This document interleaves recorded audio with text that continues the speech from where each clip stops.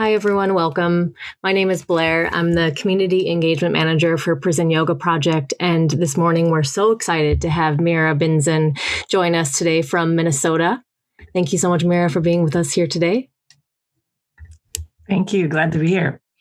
And I'm going to read Mira's bio, and then she's going to lead us in a centering opportunity, which is an opportunity for all of us to kind of come into the room energetically, spiritually, physically, for all of us to create this sense of community through this centering.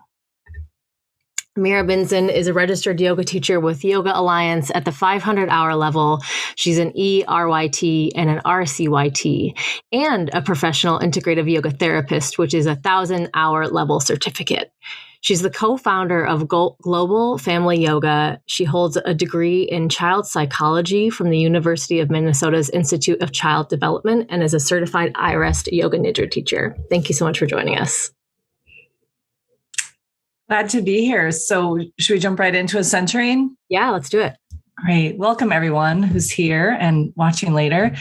Take a moment to get comfortable in your body, whatever that means for you. It may be sitting upright or another position that you feel is supporting you in this space now.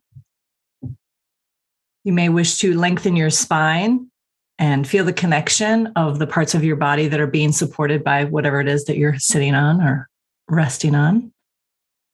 And if it feels comfortable for you, closing the eyes or simply gazing out in front. Let your attention settle on your breath. Feeling into how the breath is moving within you at this moment.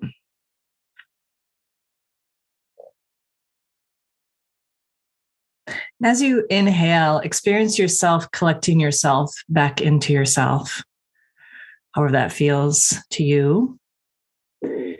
And as you breathe out, letting go of what's no longer needed.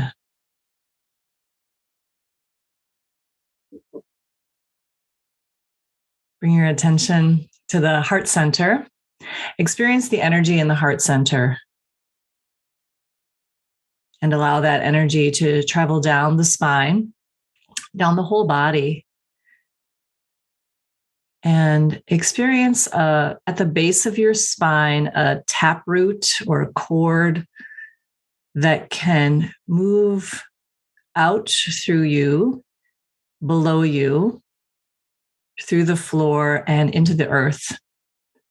A taproot or a cord that travels down into the earth, deep, deep into the earth, at least 10 times deeper than you are tall.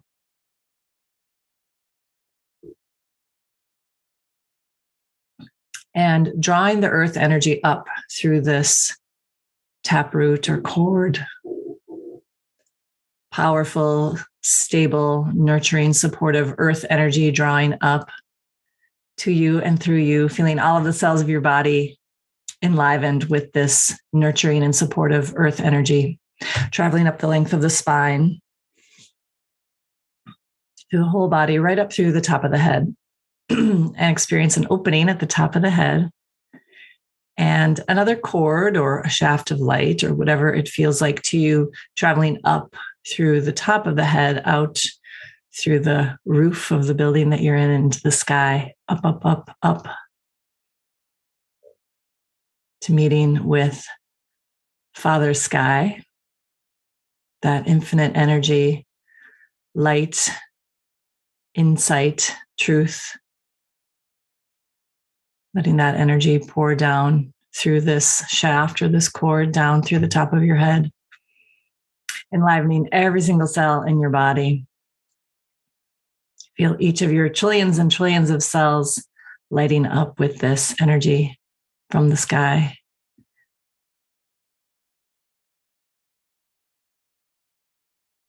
Allowing the Mother Earth energy and the Father Sky energies to mix and mingle in the heart center. This infinite support of Ma and Pa, sun and moon, earth and sky in the heart. And from this heart space, allow your heart energy to extend forward into this group, into this room, this virtual space that we're sharing together. connecting with the other hearts in this shared space, connecting with the hearts of those you serve and those who serve you, your relations, past, present, and future, honoring the connection that we all share. If it feels right for you, placing your hand on your heart, acknowledging your presence, and stating your intention quietly to yourself, your purpose for joining us together today. And as you feel ready, when you feel ready, gently opening the eyes.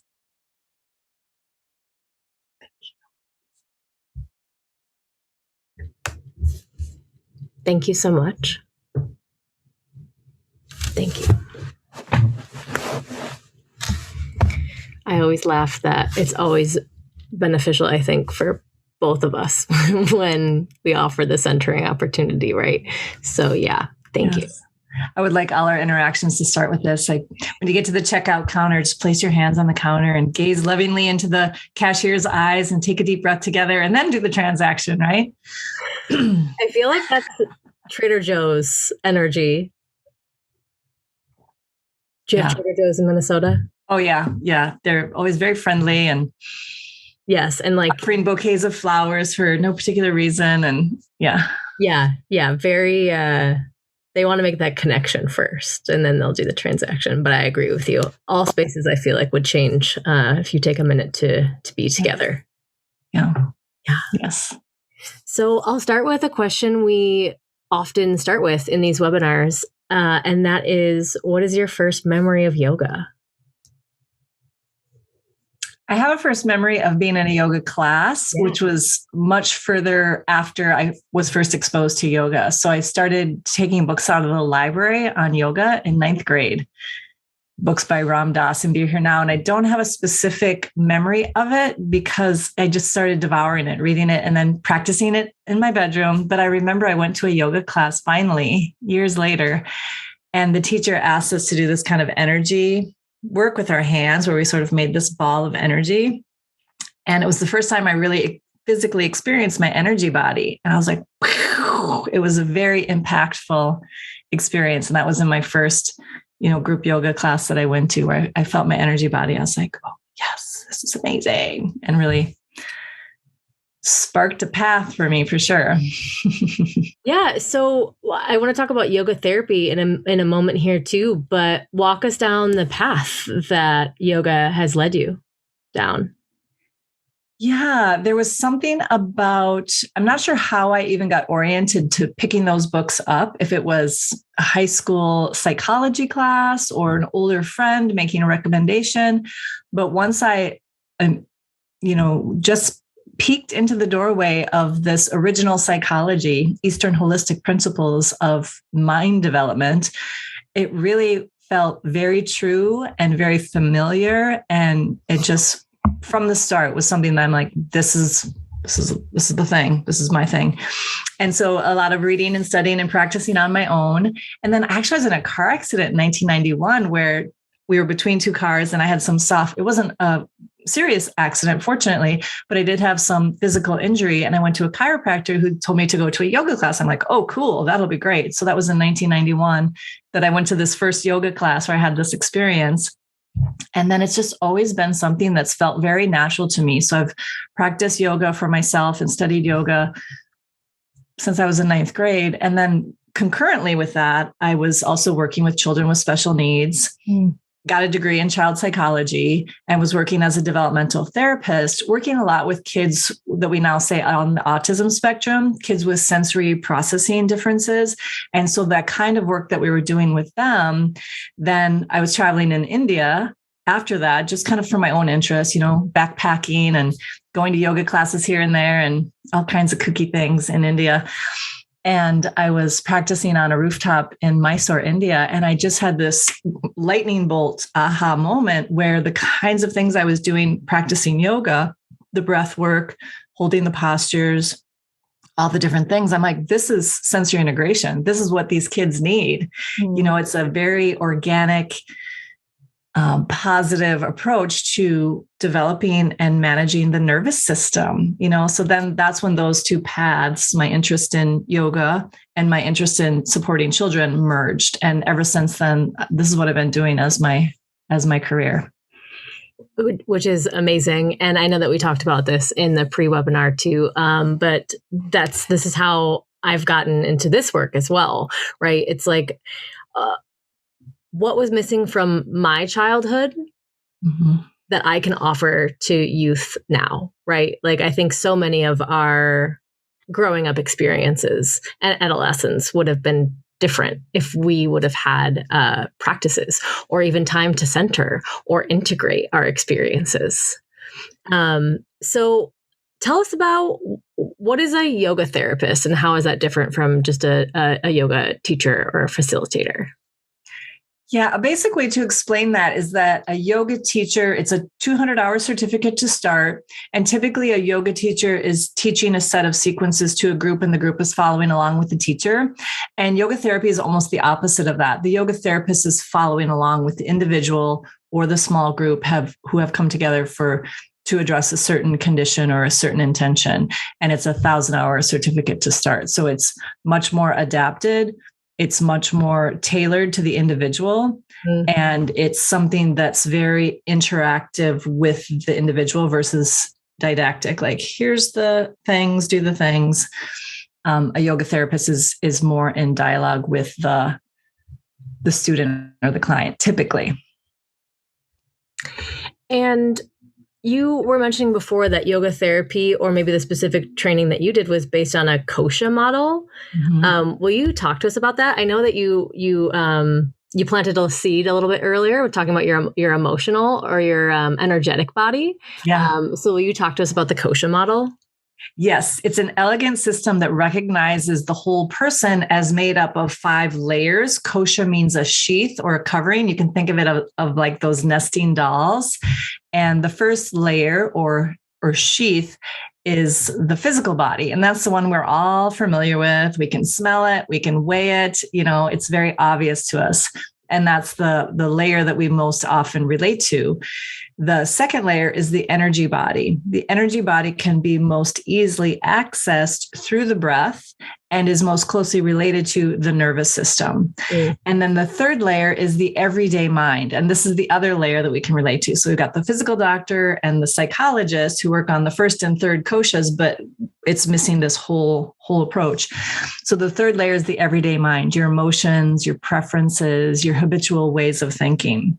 And then the fourth layer is called witness consciousness, the ability to step back and be the observer of your experiences. So you can say, I'm in pain, or I'm anxious, or you can say at that level of the witness consciousness, you'd be saying, anxiety is arising in my experience. There's pain in my experience. I'm not that pain. I'm not anxious. I'm having an experience of anxiety. And so it's a more refined state of mind that many adults never reach. They're embroiled in the day-to-day experiences of life. And then the fifth layer is your bliss body. It's your closest that you get to your true self. We've all experienced this layer of ourselves when we're in nature, when we get lost with time, when we're doing something we love, or when we're with someone we love, we have that experience of our bliss body. So in the practice, we want to address all 5 layers all the time so that we're addressing the whole person. A lot of the mental health crisis that our children are facing today is a crisis of disconnection. What they're feeling doesn't match with what they're being told about who and how they are, I think is one of the root causes of that. So the holistic approach is to say, you're this multidimensional being, and how can we address that in a holistic way for you to experience that sense of wholeness? Yeah, thank you. And will you continue talking about how you apply this Kosha model to working with youth? Yes, a nice comparable framework is the 5 elements, which are, the kids love the 5 elements: earth, water, fire, air, and space. And they do correlate with the Kosha model. So for example, in our Anxious to Awesome program, it's a 6-week course. The first week is introduction. And then the next 5 weeks, we go through each of the elements. So we're addressing earth, being grounded, being stable, your physical body. And the second week, we talk about water and being in the flow and being connected. And when we're frozen in fear, and that's the energy body. And the third week, we talk about fire, which is focus, which is that clear thinking. So that's the everyday mind. And, having that tapas, that strength and that discipline. And then we move into air, which is like bird poses. Kids love bird poses, right? Because there's a lot of balancing poses, flying around the room after you practice, eagle pose. And that relates to the element of air, and it relates to the witness consciousness, being the observer of your experiences. Yeah. And then the last week is space, and that relates to bliss, this diffuse, I am not this body, I'm not this mind, just experience of being, capital B. And so when you're in the way that you hold space with youth, what are you using? Are you using yoga? Do you use expressive arts? Like, what are the ways that you can get youth involved in this work? The main tools that I use with youth when I'm doing a group session or an individual session are breathing. We do breathing games, different breathing ways to get more familiar with how your breath works and to improve breathing habits. So that can be something like balloon breath, where you crouch down and squeeze your knees and breathe out, and then breathe in and stand up and fill up your balloon, and then breathe out and your whole body flutters to the ground. That's really fun for kids, and it really helps them to exhale more so that they will inhale more, and do that repeatedly a few times. We use a lot of physical postures from the yoga tradition, and we'll make them into stories. The hero poses are characters in the story. We go through the forest. There's a tree. There's an eagle. The triangle can be a portal when we go to an adventure, or it could be the sail on a pirate ship, or the triangle shape of a witch's hat during a Halloween practice. So the physical postures are there, including the sun salutations, that sequence of moves to start things off. We also use a lot of the hand gestures from the yoga tradition called mudras, and those are very effective for children, and they really like them. Those are the things that they take. They're like, oh yeah, this is mine. I'm taking it with me. I'm going to use it in this situation in my life where I know it will help me. And that relates more to energy, body, and breath work. And then we also do guided relaxation every single time. We do meditation every single time. We also play games, so that expressive creative movement is there. And we also do art. So after a guided relaxation, I'll hand out drawing materials, and the kids can draw themselves with wings. They can draw themselves as a tree. They can draw the inner resource, the place that we visited on our guided relaxation.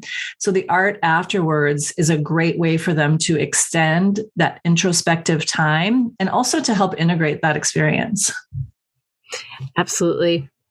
They love that you end class in that way too, right? You're like, okay, actually, here's time for you to reflect on your experience. And then that helps transition into outside of the classroom. Yeah. And writing as well, like journaling. I had a 9-year-old girl in one of my classes. She's like, I don't draw.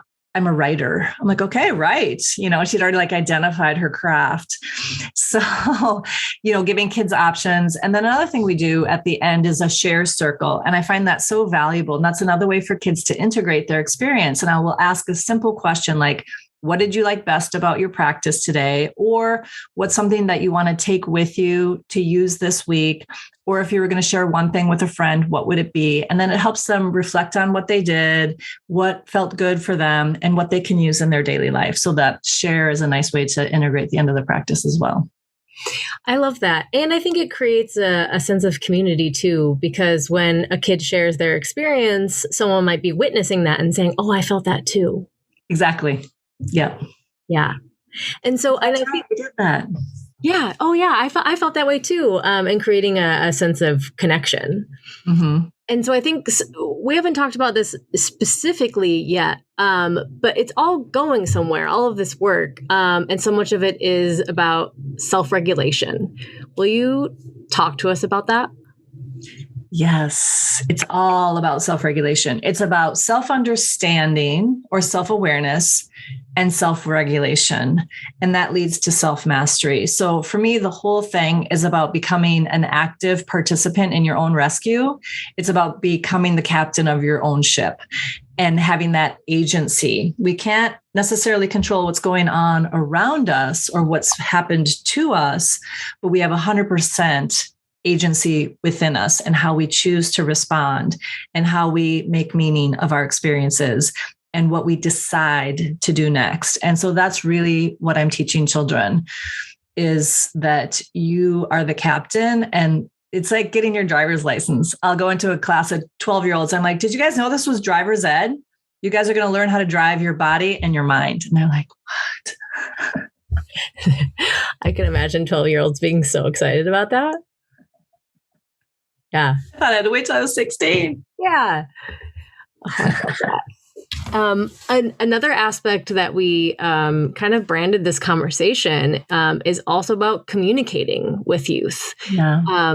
So you spoke a little bit about the zone of yes. So we talk about framework for working with youth and communicating with youth. Yes. Yes. This is one of the most powerful tools we have, is how we communicate. And it's one of the most challenging aspects of teaching yoga to children, because you've got this great sequence you've created. You've got this fun storyline, and then the kids are totally disruptive and they're not participating. So how we communicate really makes a big difference and provides a space where they can participate and get the benefits of what we're sharing with them.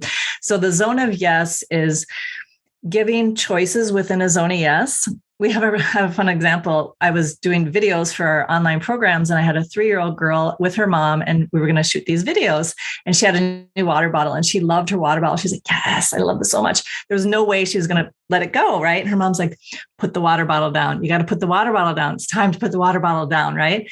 And I gave her a choice within the zone of yes. So the choice isn't, would you like to put your bottle down or not? The choice is, where would you like to put your bottle down? So I just said to her, I said, hey, do you want to put your water bottle down here by my shoes or over by your mom? And it took her about 3 seconds. She weighed her options and boom, she set it down by her mom. So given the agency, I'm free to choose, it was easy for her to take action. So we took away that power struggle. You have to do it. I'm not going to do it. You have to do it. I'm not going to do it. And say, hey, you're free to choose, so that really works. And for the facilitator, it's more work on our part to think, okay, what's the outcome I'm going for? What are some choices that are going to lead to that outcome? And then offer that to the student. Thank you. Mm-hmm. Can you talk more about, so I know that a lot of people maybe in this room or people within our community facilitate for system impacted youth. And so even when I taught in a school and I worked specifically with children that have maybe behavioral issues or are on the spectrum, maybe they have ADD, ADHD, there's a lot of dysregulated nervous systems. And then the behavior is an extension of the dysregulated nervous system. So one, I think we're recognizing that as teachers and facilitators. So we're not necessarily addressing the behavior, we're looking at the nervous system. But that can be hard sometimes in the moment. So can you talk to us about working with disruptive students? Yeah, thank you for saying that. That's so important to recognize that the behavior is a symptom. It's a need. Every behavior, every human being ever expresses is to meet a need. So our work is to discover the need behind the behavior and look for a more adaptive way to address that need. And that does take more work. We're detectives. I say that we're not traffic cops in the classroom trying to maintain order. We're detectives, and we're looking for clues as to how we can get at the root cause of what's going on and resolve it at that level. It's very empowering for children to be seen for their needs, even though they might be asking for it in a non-adaptive way, and to get that need met. So an example is I've worked in a lot of these kinds of situations. I was in a classroom and the kids were super disruptive, super dysregulated. It was a group of kids who were all recent immigrants to Chicago. So they were displaced. They were living in a little bit of a rough neighborhood in Chicago due to their socioeconomic resources. And, every day it was like, blah, they were just like, they had a hard time settling. At this day in particular, it was like World Federation Wrestling. They were all over each other and they were wrestling around, and no verbal interaction was going to work with them. And so I was thinking, like, what is the need here? They need physical contact. They need that pressure input to their body, because that gives them a message about where their body is in space so that they can settle. Well, they can't articulate that, right? So I was like, okay, partner poses. And I took the kid who was kind of the gang leader of this disruptive situation. I said, hey, come here. And we sat down face to face, legs wide, and boat pose. We're rocking back and forth. We're making eye contact. I'm holding his hands. And then I have all the other kids do the same thing. And the whole energy of the room just, he was so settled. It's like somebody is holding my hand. Somebody is rocking with me. Somebody is making eye contact with me. And he was able to self-regulate. He was able to get organized again. And all the other kids did it as well. It turned into an entire class of partner poses. And the kids felt great. They felt seen. They were able to self-regulate. And we had a great time. And so that's an example of like, oh, there's this disruptive energy. It's like, stop running around, get back on your mats. That's not going to work. And it's not going to facilitate what we're there to facilitate, which is self-understanding and self-regulation. And play. Mm-hmm.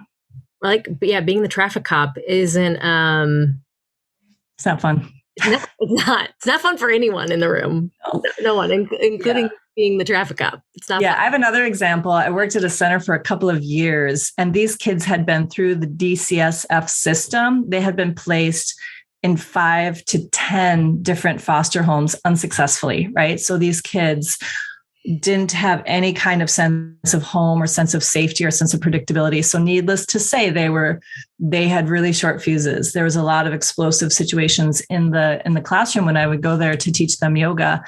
And it was a group of boys, 11 and 12-year-old boys. And this was like a huge risky thing to do, but it turned out so well. And I always had extra staff in the room with me, when there was extra support needed. But what I would do is my mat was in the front of the room, and then they were set up in 2 rows in the room facing me. And I would have them come to the front of the room and teach a pose. So they would come onto my mat and I would go onto their mat and they would teach the pose. Usually they just do the pose and everybody follows along. They're not really giving verbal cues, which is fine. And the kid did this and he ran back to his mat and he said to one boy, he said, "Good job." And I said, "What about that was a good job? What made that job good?" And the kid said, "Well, he looks really strong and his arms are extended." It was like Warrior 2. And I said, "Yeah, thanks." I didn't say, "Oh my God, that's amazing. Good job." I just said, "Yep, thanks." So then the next kid went up and I went over to his mat and he taught the pose and he gave all 3 other kids in the classroom a descriptive, like, "I see you doing this, I see you doing that," versus "good job," which is an evaluation. They gave, and then they all just did it spontaneously. Each kid took the turn and each kid acknowledged the other kid for what they were doing. I was like, oh my gosh, that's amazing. And it was role modeled by the other kids. It wasn't me. And that's really where the magic is, where the kids take that agency. Oh, I see. You're describing something that you want to promote. And now I can describe something I want to promote. And we're having this positive relationship and interaction with each other. And you could just see the kids, their hearts were like lifted to the sky. And they were just like, they felt so good about themselves for being given the opportunity to step into that leadership role and for being able to acknowledge another person for what they were doing. And it was it was all spontaneous with the kids. It was so amazing. I think it's so magical what can happen when you're facilitating with youth. Mm-hmm. And I also think it points to how we, not necessarily us as facilitators, but maybe us as like a culture, underestimate kids.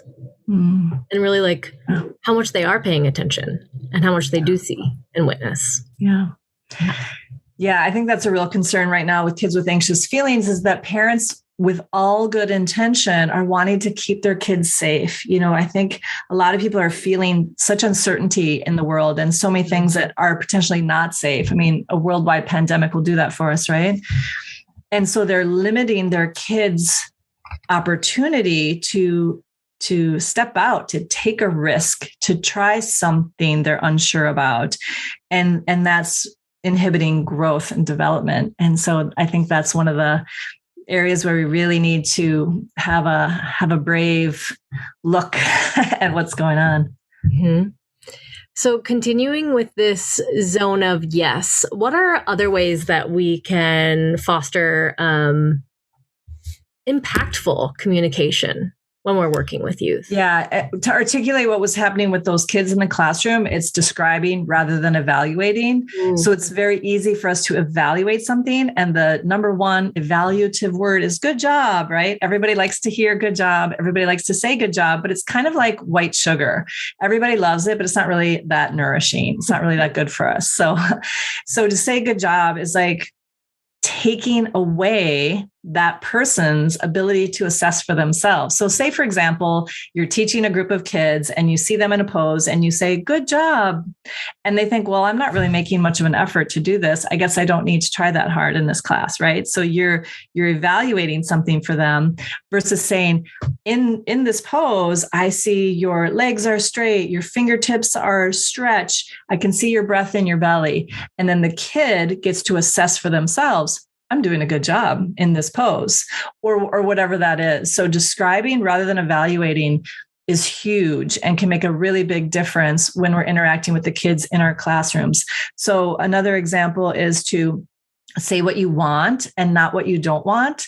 So the kids are running around the room, nobody's on their yoga mats, and you say, hey, get back to your, or stop running around the room, right? Stop running around the room. The kids still don't know what's expected of them. So you can say, everyone on their mats, feet on mats or something. So they know what the behavior is that's expected of them. So it's pretty easy for us to see. And that's our nervous system. That's our alarm system saying, oh my gosh, something's wrong. And focusing on that versus taking that extra step to look for, well, what do I want to be like? So stop running around the room turns into everybody's feet on their mats.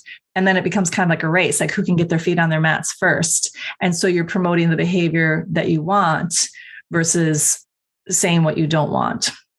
And that, again, it's an extra step for us. It takes some extra work. But when we can do that, then the kids are, again, seen, they're respected. Oh, you want me to have my feet on my mat? That's an easy one-step move for the kids versus leaving them to be like, don't run around. Well, what am I supposed to be doing? There was a kid running around in my classroom, like the whole class. We had a circle of kids and he was basically doing laps around the outer circle. And I went over to him and I got down at his level and I said, are you just not sure what to do? And that's why you're running around the room? And he lit up. He's like, yes, that's exactly what's going on. And he didn't recognize it for himself, but I saw him like, well, why is he running around? He's not just doing it to make me mad. And he's not doing it to be a troublemaker. No kid ever is, I don't think. He was like, I don't know what to do. This is a weird situation. I'm uncomfortable in my body. And so to see, and I said, I'll show you, come sit right next to me. So it wasn't like, oh, you're in trouble, you need to sit next to the teacher. It's like, let me hook you up. Sit right next to me and I'll show you. And so for each thing we did, I turned to him, I said, how does that feel? What do you think about that? How you doing? And then he was fine. He was able to participate. So it is a lot of detective work. And so I know that you had talked about kind of working in two different situations, right? Like one, maybe you're in this 6-week course working with youth. One, maybe you're working with foster youth. So I kind of had this pinned as a question earlier. Working with incarcerated youth, there are different rules and frameworks and expectations. So I wanted to dig into the question earlier. So you went into partner pose as a way to self-regulate and really create a co-regulation of a classroom, right? What would an alternative, if you can't do any hands-on poses or moves? Because that's also something that I see working with schools, in schools sometimes too. Yeah, that is a good question. And in this particular residential facility, there were rules about physical contact with the other residents, and they laxed those rules for our yoga class specifically because they recognize the restorative opportunity for these kids to redevelop healthy relationships, trusting relationships in this context, in this therapeutic context. So I don't know if that's an option, but I certainly would encourage people to start that conversation with the people who run the facility. If those rules, because in general, you don't want kids all over each other when they're, going to lunch and all this other stuff. But if in this therapeutic environment that can happen, that would be my first suggestion is try to get the rules to be modified for that particular case. And if not, the other thing that you can do is mirroring. So if you're not able to physically make contact, you can mirror, and that's fun. Think about miming with each other, and you can do yoga postures that you mirror each other. You can just do funny moves that you mirror each other. You can do facial expressions. And so you're getting that same kind of connection with another person if you can't make physical contact. Awesome. Thank you. Yeah. And I think oftentimes in facilities, it is safety. Yeah. Right. And also safety if someone doesn't want to be touched, but also doesn't have the language to be able to say, I don't want to be touched. Right. Like they don't have that autonomy. Yeah. Yeah. Yeah, that's such a big conversation because being touched is very much a deep and rich and meaningful part of the human experience. And a lot of people have been touched in harmful ways. And so to repair that trauma around touch with healthy touch is part of the therapeutic work. And it's a complicated situation because there are so many factors involved.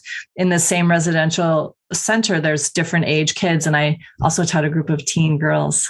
That was adventurous. And they were really tough. They were really tough and really aggressive until we developed that rapport, until they realized that I was going to keep showing up.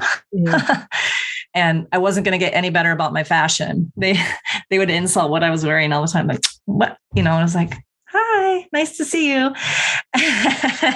And so once they recognized that I was reliable, that I was going to keep showing up for them, then things really shifted. So it was about 9 months of me showing up every single week where it was kind of like, I'm in the front of the room.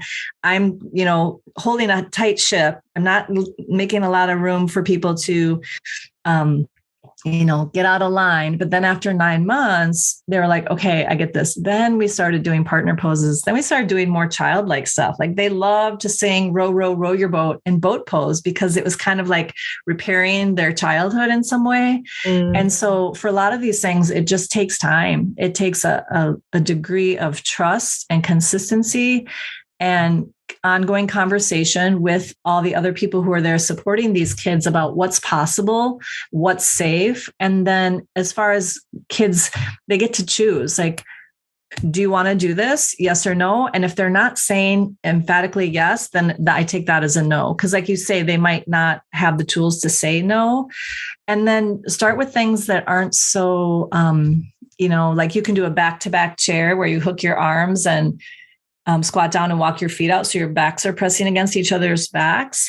And that can be less, intimate because you're not face to face. So there's some things that you can do around partner poses that will work towards rebuilding that healthy touch. But if it's just off the table completely, then that's the case. You're just working a situation where you'll use other tools instead. Yeah. And I think you're kind of touching on two pieces, right? I do think that is for a lot of facilities that it's an absolute no. Mm-hmm. So then you're being creative, right? Like you're being that detective. Mm-hmm. And to be able to be that detective is showing up week after week after week. And then also, coming to events like this or speaking with community. Hey, I'm struggling with this, or I want to do this with the kids that I work with. Can anyone support me? So that's also why we like to do these webinars, is to offer the sense of community and be able to be a resource for anyone here. Yeah. And another way to start approximating healthy touch is healthy touch with yourself, right? Just hand massage, foot massage for yourself, giving yourself a hug with the kids, that kind of thing too. So the mirroring and the self-healthy touch are precursors to healthy touch with others. Yeah, that's a nice supplement. Mm-hmm. Definitely. Thank you. And so I'm just checking my notes again really quick. Let's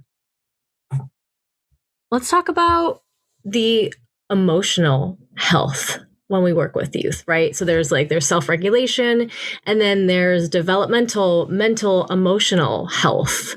Can you tell us about the benefits of yoga and emotional health? Yes, your emotions live in your bodies as sensation. And so it's developing the language, learning the language of your body. And a lot of ways that we do this with kids are with color tablets or texture tablets, or, just a box full of different feeling things, anything from a pine cone to a cotton ball to a piece of fabric.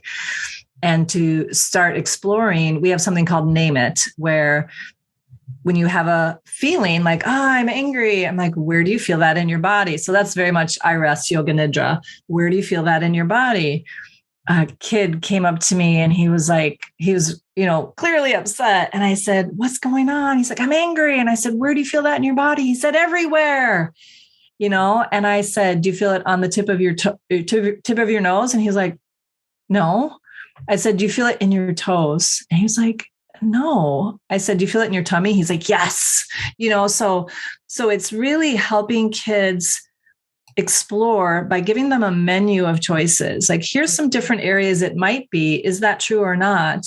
And then also giving them a menu of choices for words to use. Is it prickly? Is it heavy?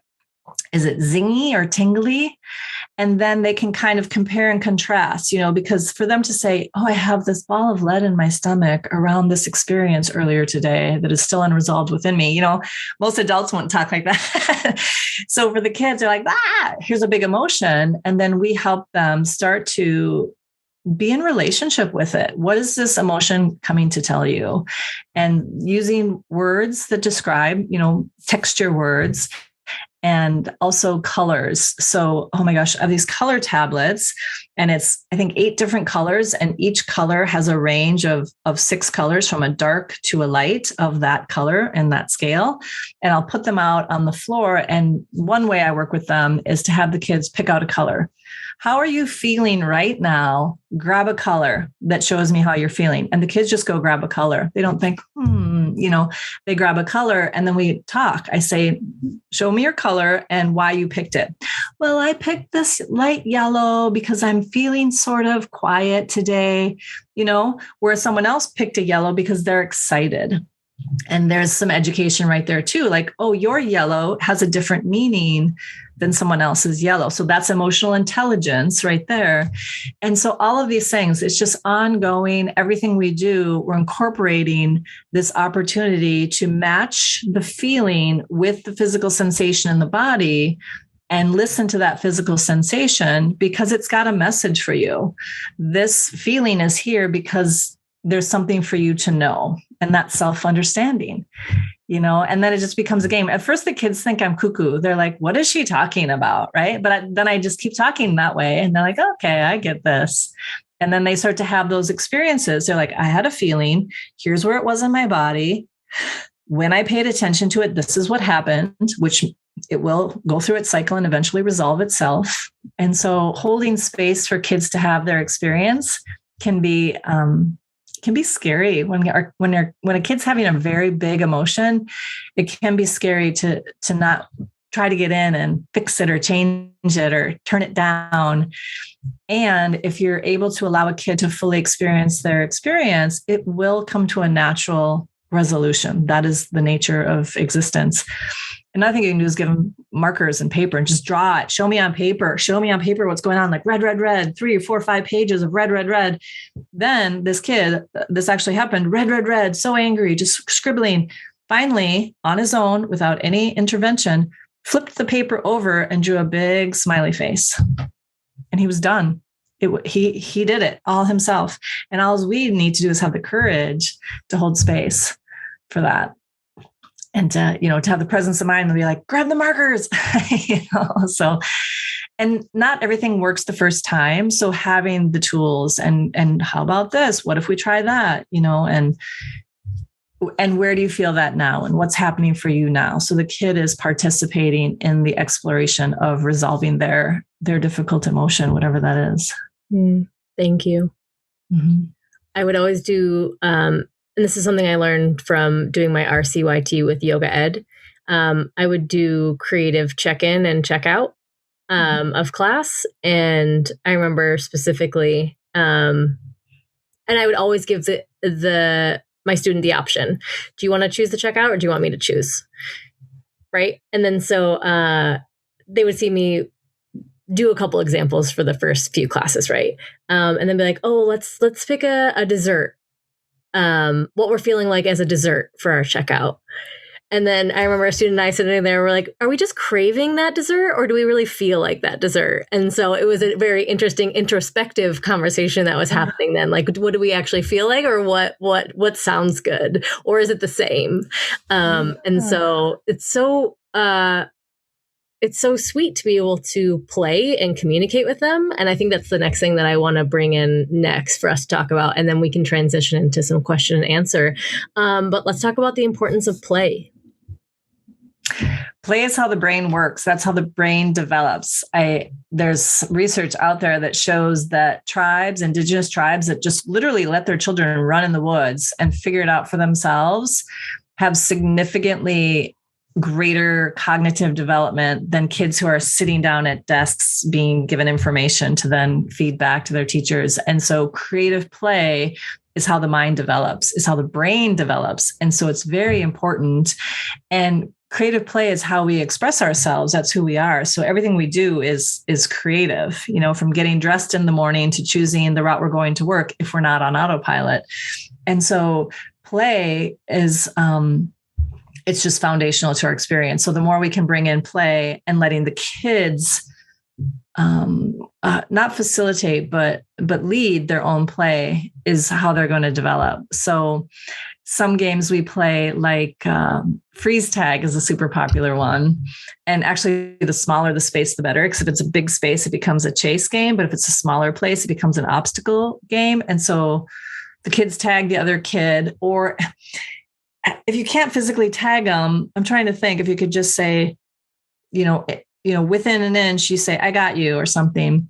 But then they freeze them into a particular yoga pose, like downward facing dog or triangle or child's pose or tree pose, if someone can hold tree pose for a little while.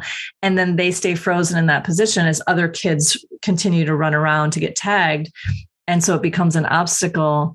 And it's just really fun because they get to choose the pose they freeze into. It's unstructured free play in that way. Mm-hmm. So totally unstructured free play isn't really in the classroom because it's a structured class. So talking to the kids about, well, what do you do? How do you like to play? Oh, I like to play my video games. What else? Video games can be creative too. But so as far as play, giving the kids opportunities to use their imagination, giving the kids the opportunity to initiate, that's the word I was looking for, to initiate how they're going to play in this particular game. Thank you. And I'm going to ask one more question about play. So I know that within my own experience, I'll say, sometimes when frustration arises, sometimes play isn't the easiest thing to go into, right? Like when there's a wound or when we feel serious, play feels like a space of resistance. Mm-hmm. So can you talk to us about play as an adult? How to play as an adult? Yeah. Hang out with kids. So I feel like, for me to be able to play with youth, I also have to be embodying my own playful sense or my own inner child. Because they're the biggest sniffers of inauthenticity, right? They're like, I don't trust you because you're being inauthentic. Like, I don't actually believe your play. Yeah. So yeah, maybe talking about us. For me, it's music, dancing to my favorite songs that are, fun or goofy or inspiring me. And then, if I dance around and intentionally try to dance kind of goofy, like not like I look cool at this bar, everyone listen to music, but just like, dancing and having fun, that will break me out of my own taking myself too seriously. So to do that, like right before the kids come into the space or while you're driving to the space, just kind of let yourself be playful in that way. So for me, music is a great trigger for that fun playfulness. Creative movement might be something that's really your thing. If it's during the class session and you want to shift the mood, I always put the kids in child's pose or belly down, crocodile pose, we call it, where you stack one hand on top of the other and turn your cheek to rest on your stacked hands and the kids are all laying belly down. That's a great reset. So if you're feeling frustrated with the kids and you want to move into play, just put them in a rest pose and give yourself a chance to reset. And then bring the kids out and they'll be in a different space, kind of like what we did to start the talk today is just take a minute to reconnect energetically. And I always say when we're teaching teachers, I say that I'm like, whenever you need a break, put the kids in a rest pose. It's not all about them. You need to be in a good space for them too. So if you're just like, oh, I don't know what to do next, or these kids are, everybody goes into child's pose or everybody goes into the crocodile pose. And then there's that moment that you can reset. So that's a way to transition into play if it's a tense situation in the classroom. You could choose differently. Yeah. And we've kind of touched on this, but I think it's really important to acknowledge that we are co-regulating our nervous systems. We're an ecosystem and we're meeting other people's ecosystems and influencing them, just like in the natural world. And so one of the most powerful tools that we have as a facilitator is our own regulated nervous system. So we absolutely have to have a daily practice of some kind and an on-the-go practice of some kind where we are getting back to that state of parasympathetic dominance. You drive to a class in an inner city and you can't find a place to park and there's some confrontation at the door and then da-da-da-da-da. And then you sit down with these kids and you're like, I need to get myself regulated so that I can help these kids regulate simply by my presence. And this is really one of our most powerful tools. So I want everyone to feel, inspired and encouraged and reminded that your own self-maintenance and self-care is a powerful tool. At the grocery store, everywhere we are in the world, our regulated nervous system is a powerful tool for helping others regulate. Anxiety is contagious and so is calm. Thank you. Mm-hmm.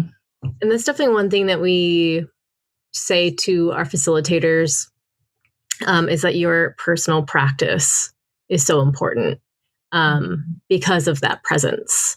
And if people are going into incarcerated settings, there's a lot of uncomfortability potentially, right? Getting through the gate, parking, going through whatever security that you have to go through, probably having a correctional officer in the room with you, right? So there's always potential for battle or feeling a sense of authority around you. And so I do think practicing presence and being in your own power supports not having to engage in any kind of battle. Yes, I have taught in situations where there was figures of authority in the classroom who were not open to what we were doing.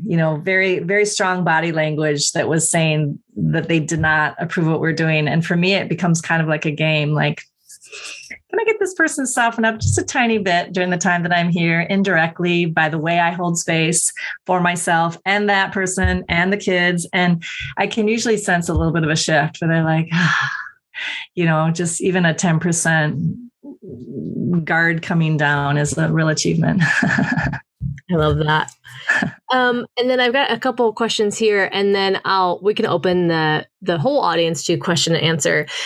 So if you're on a computer and you're looking at your open Zoom screen, there's a black bar at the bottom, and more towards the right side, there's a little tab you can press, and it's Q&A. And you can type your question in to Mira, and I will ask the question out loud. And so there's a couple questions in here, but you are welcome now to type in any question that you have regarding anything that we've talked about. And then I've just got a couple questions in here that we can start with. How old are the kids that you work with? So there's 3 questions about ages. So let's get into age ranges, developmental stages, basically.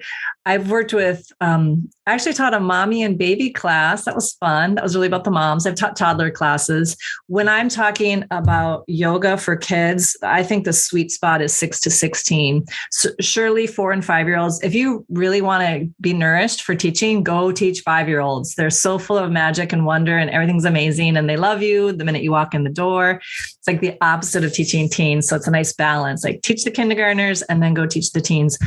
So developmentally for age ranges, 5 to 7 is a nice age range. So if you can have a say about the age range that you work with, 5 to 7 developmentally is a great age range. There's something that happens around age 8. It's not like on your 8th birthday, but around age 8, there's some pretty serious developmental shifts that occur physically, cognitively, mentally, emotionally.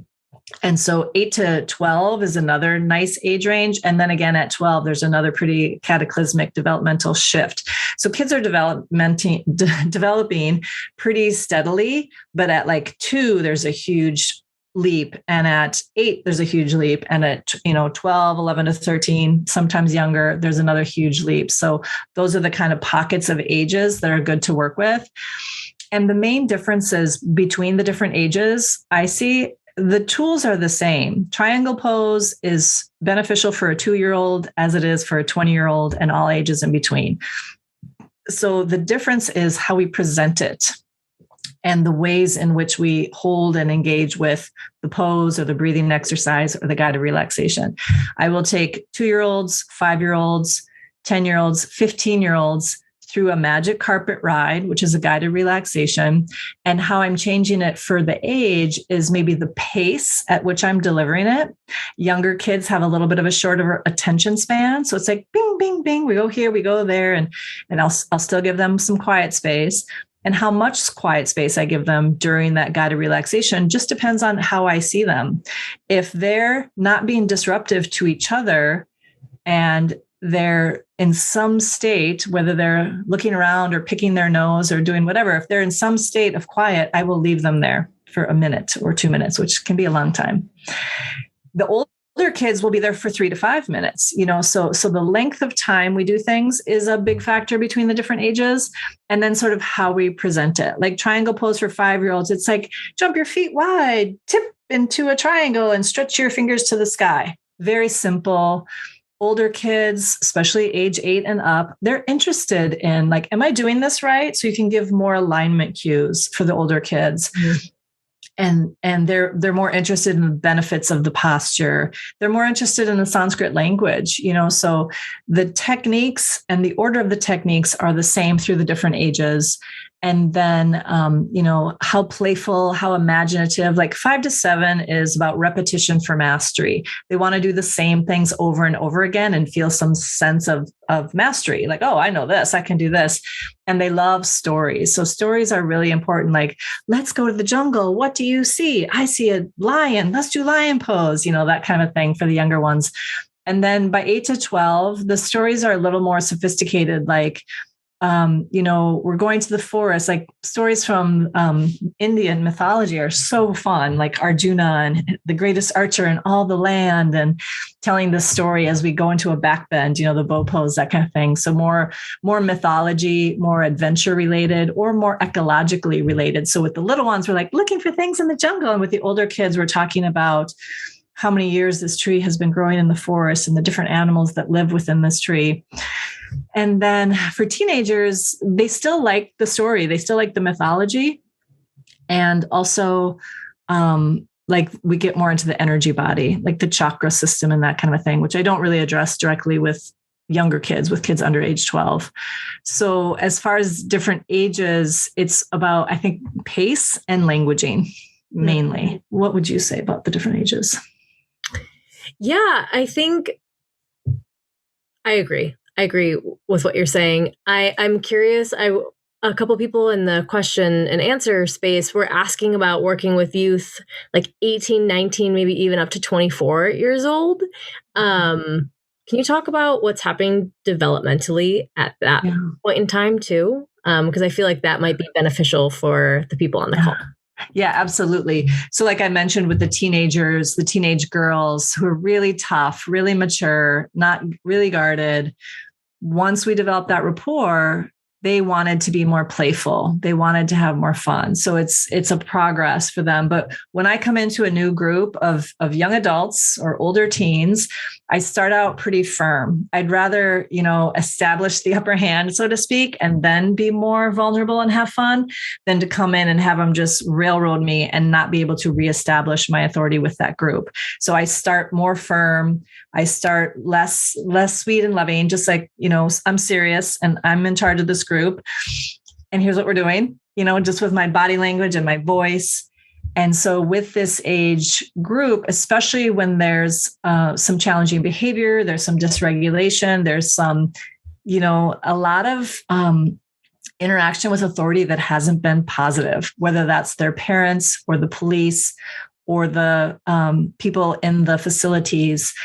And so it's a process. You really need to earn their trust. You need to develop the relationship. Yes, all these things do work with this age range, with the older teens and young adults, and especially the communication strategies. Like if you come in and you say, would you like to start in crocodile pose? Or do you want to begin standing in sun salutations? And they'll say, and then they have agency. They have I can't think of that word. They're participating, they have that. So I think that's helpful for that age range. And then also too, when I got my degree in child psychology, the developmental stage of emerging adulthood didn't exist, right? It just came out in 2001 or something, where somebody said there's another developmental stage after age 18, and that's emerging adulthood, where the brain is continuing to develop. There's continuing, hopefully, to develop emotional intelligence. And so there's a whole nother age range. And especially now, the transition from childhood to adulthood is so nebulous. It's so lengthy and unclear. There's no system-wide markers for being an adult. There was a funny show on NPR or something like, call in and let us know when you thought you were an adult. They were talking about this new phase, emerging adulthood. People were calling in. They're like, well, I'm in my 30s and I was in the kitchen the other day and something fell down between the refrigerator and the counter. And I realized if I didn't get it out, nobody else was going to. And that's when I realized I was an adult. So these are the kind of markers we have for adulthood in our society. So it's a tough time to be that age. And so when we're working with kids, young adults that age, to really recognize that they're probably feeling kind of lost. Like, what is adulthood and where do I fit into that? What does it look like? Where do I go? So to help them develop that inner compass and that inner confidence, like you do have a sense of who you are and you do have a sense of purpose and you do have something to offer in the world. Let's discover what that is by using these tools. They need tools to recognize that, there's something that you're here to do that nobody else can do, and you must do it. And to discover what it is your purpose, really. Isn't that Joseph Campbell? Something about discovering who you are. So I don't know if that's helpful, if that's answering the question about that age range, but those are some of my thoughts about working with that, adults, almost adults, not quite adults, Yeah, I think it's great because, starting from even teenage years, until you recognize to stop, right? That we are constantly looking outside of ourselves for validation, for our existence of where we should be, who we should be. And what I hear you saying is that you're asking for them to point the arrow back inside. And I think that could be done at any of those ages and really any adult age too. But especially when you're on that journey. Yeah. And this is one reason why I'm so passionate about teaching children and training people to teach children, because they're developing. So they're developing habits versus having to change habits, right? So as adults, we're locked into these habitual ways of being, and it's harder to change a habit than it is to develop a fresh habit. Think about building a new house versus remodeling an old house, right? So for kids, it's easier we talk about sensations in the body and how they're related to emotions. That's what we do. Kids do stuff all the time. Like, we just brush our teeth. That's what we do. It's like, why don't we just sit and meditate? That's what we do. So those are preventatively, that's the preventative medicine, is teaching the younger kids. Again. Yeah. We got some more questions coming in here, which is great. We have a question from our audience. What certification or study programs do you recommend to become a yoga therapist? The one I recommend is the one I took. I'm not intimately familiar with the other ones, and that is Integrative Yoga Therapy. It was developed by Joseph and Lillian LePage, and it has since been handed over to Kripalu. So that's now being offered at the Kripalu Center, which is in Massachusetts, and I'm not sure how it's changed in that handoff. Another great yoga therapy teacher is Gary Krafsow, Vini Yoga. That's informed our work that we do with kids. And so I would look for something that has that 5 Kosha model. And here's what I recommend when you're looking for a program to study is who are the teachers, what's their experience, and who are their teachers, and who are their teachers, and how many layers of teachers do you need to go before you're finding a true yoga master. And sometimes it's a lot of layers, and I don't recommend those programs because every generation, every teacher it gets passed down to, it gets watered down a little bit. And so get as close as you can to like the original teachers. So for me, that means like Swami Shivananda. My teachers were students of his student. So that's pretty close to a great living master. So I would look into the history and the experience of the teachers themselves to see, is that a good fit for you? And what's their lineage? What's their basic philosophy? So a lineage, for example, would be, this is the 5 Kosha model, or this is the Northern Himalaya tradition, or this is the Krishnamacharya lineage. Those are like the 2 major lineages from India. Krishnamacharya lineage is South India, and the Northern Himalayan Swami tradition, and that's Swami Shivananda and the Bihar School of Yoga and all that. So that's what I would recommend. There's a lot of them now. Become a member of Integrative or International Association of Yoga Therapists. Get their magazine, and they have all the yoga therapy programs in there. And come to Sitar next summer and meet the directors of the schools.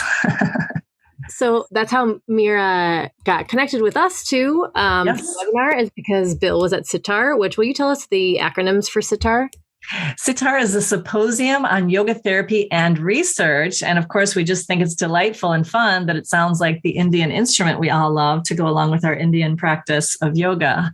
So it's a symposium on yoga therapy and research. It's open to everyone, people who are interested in yoga therapy, as well as certified yoga therapists and therapist trainers. So if you are interested in the field of yoga therapy, that is our field's annual conference. And it's so inspiring and so fascinating because there's a whole nother conference that's really focused on research, but this one's more research and practice. Like, what does that look like for you and the work that you're doing? So it's a great place, like where I met Bill, to interact and connect with other people from other programs, share best practices, and just feel connected to what's a fairly new field. Yoga is thousands of years old, but the field of yoga therapy really gained legitimacy when Dean Ornish published that study in the 1980s.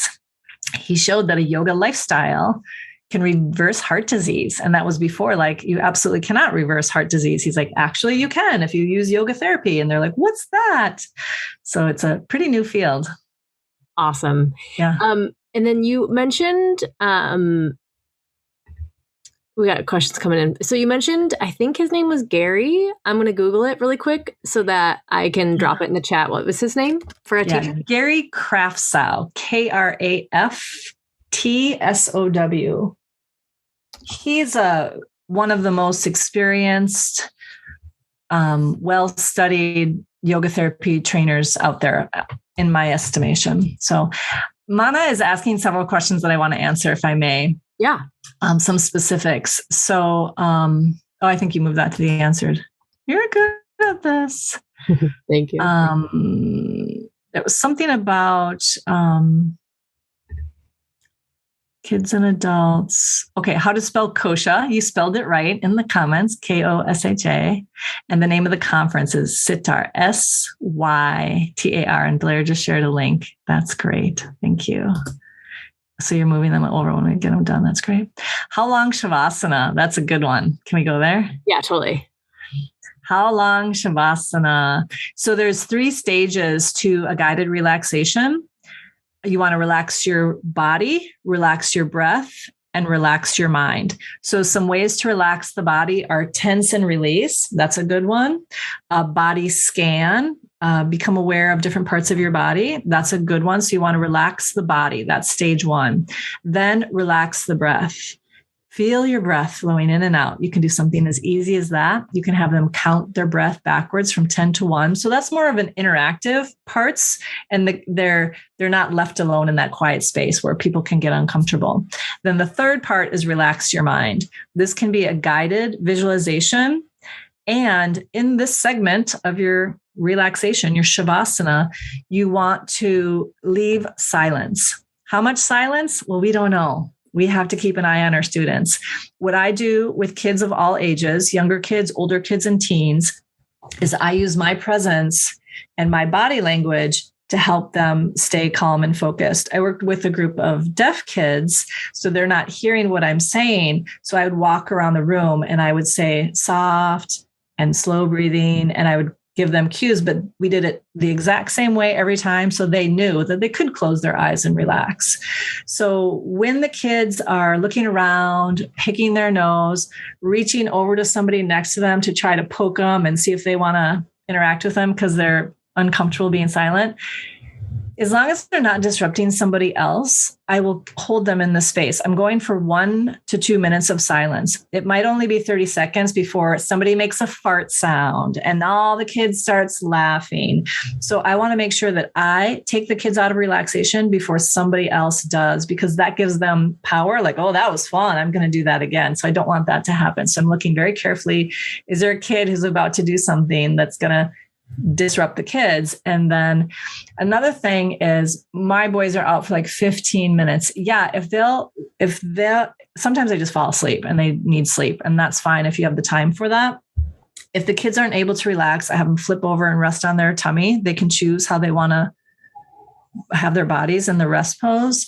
And then I'll also just go sit down between 2 kids. If there's 2 kids who are kind of like, you could tell they're communicating with each other like, hey, you want to cause some trouble with me? Not that ever happens.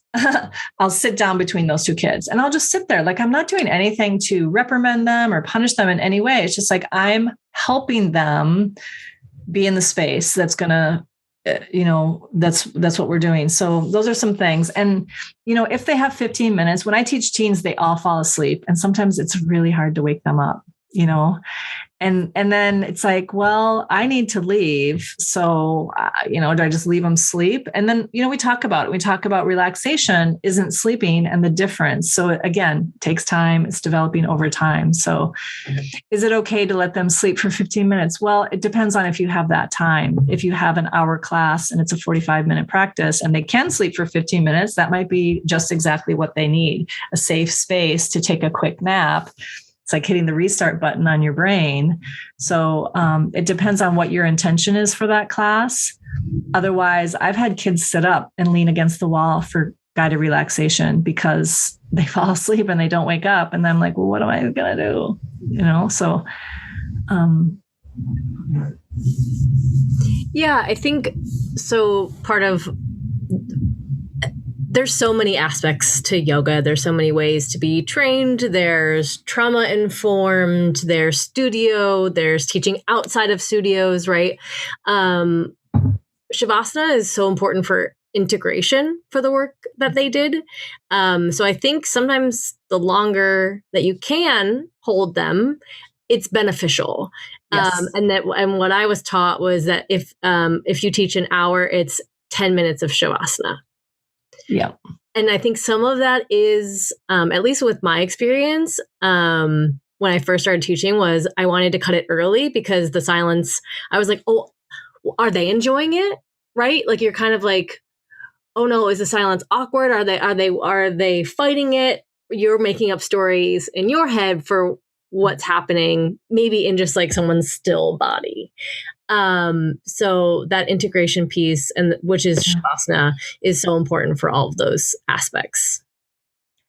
Absolutely. So by the time you get them laying down, tense and release, follow your breath, guided relaxation, silence, coming back out again. That's at least 10 minutes. So don't run your class until 5 minutes before the top of the hour when it has to end, because that's not enough time. So it's better to start Shavasana early and then set up and do a share circle or do some chanting if you have extra time at the end of Shavasana, rather than shortening. I mean, that's a big part of our teacher training. Is like, you have to leave time for the guided relaxation at the end, because it is crucial to the practice. The benefits of the practice are integrated and realized, as you said, during that rest time. Yeah. Yeah. Awesome. And then we have another question. Can you speak to family yoga classes, either with groups or families, or like a single family unit, in the context of connection as a family and the dynamics that would be brought into the experience? Yes, I can.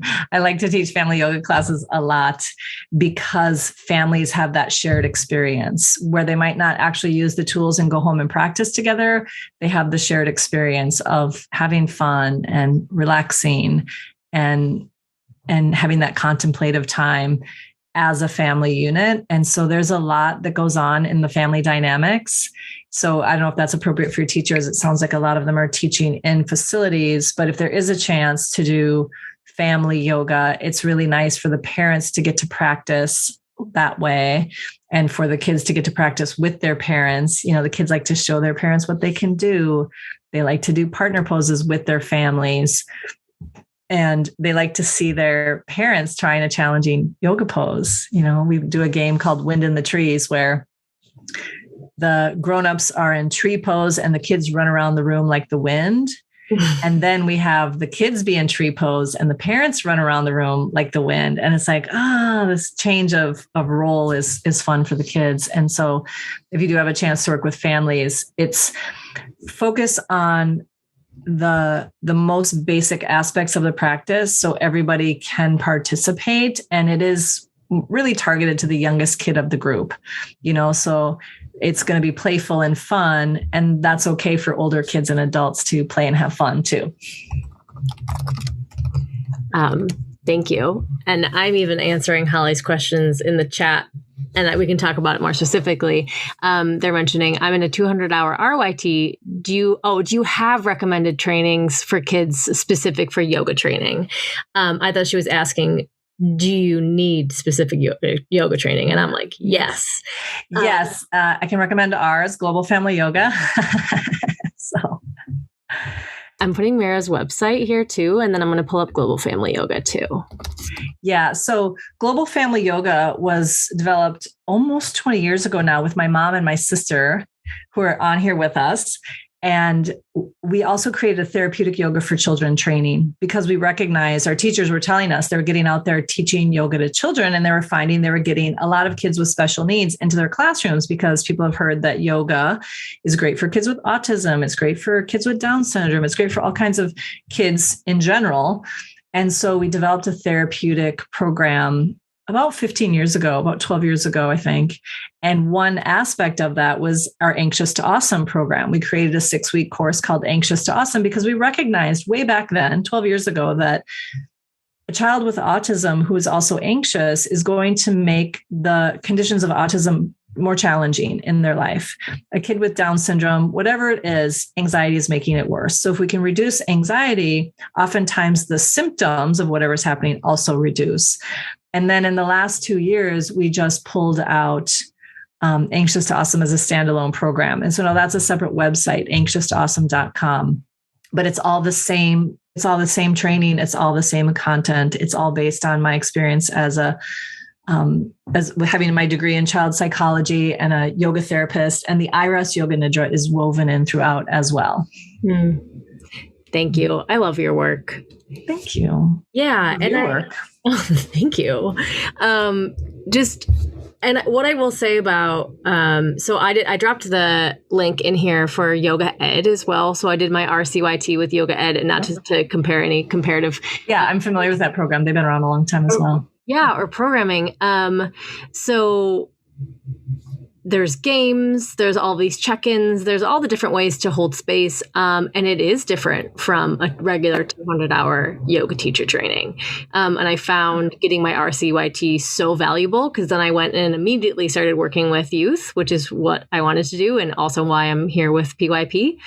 And so there's just so much you can learn before going into the classroom. And then I think you're also learning so much when you're in the classroom. Yes. And speaking of that too, is there anything that you haven't said today to our audience that you would like to share about your experience, or maybe someone on this call that's going to start a training program or that might train with you? Yeah, it's an ongoing conversation. So being connected to a community like PYP is a great way to get the support that's needed as we teach out in the field week after week. And so having a community of support, I think, is really important. And then finding resources that resonate with you. You know, when you get that feeling of like, yes, like I did when I picked up my first yoga book in 9th grade. And so we do have a lot of resources, full training programs, free videos, all kinds of things and everything in between. So check out the different resources and just see what resonates with you. We do have an Anxious to Awesome facilitator training where we specifically talk about that 6-week program and different ways that you can help people better understand how their nervous system functions and how to become the captain of your own ship, how to regulate that. And I've got a book too that's really basic, really practical, intended for families who really aren't interested in yoga, but they want to feel less anxious and more awesome. So there's different levels of engagement, from the most practical, basic stuff for families to a certification training. Thank you. I'll make sure that these links are included. We'll send everyone that RSVP'd a webinar replay link. And so we'll make sure that these links are in the recording too, so that people can access them later. I know we always share so much information during these webinars. So don't worry, you don't have to write everything down. We've got your back. Nice. Mira, thank you so much for joining us today and giving us some tools and resources for working with youth. And I really love being able to tap into play even today on this call. So thank you so much. Yeah, thanks so much for having me. It was a pleasure to have a conversation with you. I want to have you back. Thank you so much. And to our audience as well, we have a youth training coming up, but it's not specifically a yoga training. We're talking about a trauma-informed approach to working with youth, and that can be general. We do talk about adapting yoga to working with incarcerated settings or incarcerated populations, but this is just a little bit of an overview. You can, wait, that's the wrong link. Let me get the right link again. We have a question and answer period coming up with Kate, who is the facilitator for this, on Monday. So we'll just drop that for you too. And I hope that you found everything that Mira shared with you beneficial on your path. And is there, what's your preferred way of getting in contact with you if people want to continue to connect with you? Well, visiting one of our websites, you can sign up to receive weekly resources at anxioustoawesome.com. If you want to email me directly, it's mira@mirabinzen.com or hello@anxioustoawesome.com. All right, I'm going to write that.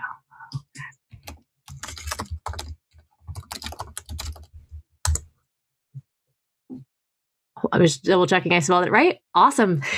Thank you so much for being here. Thank you for speaking to our community and taking the time today. Yeah, thank you, Blair. Thank you.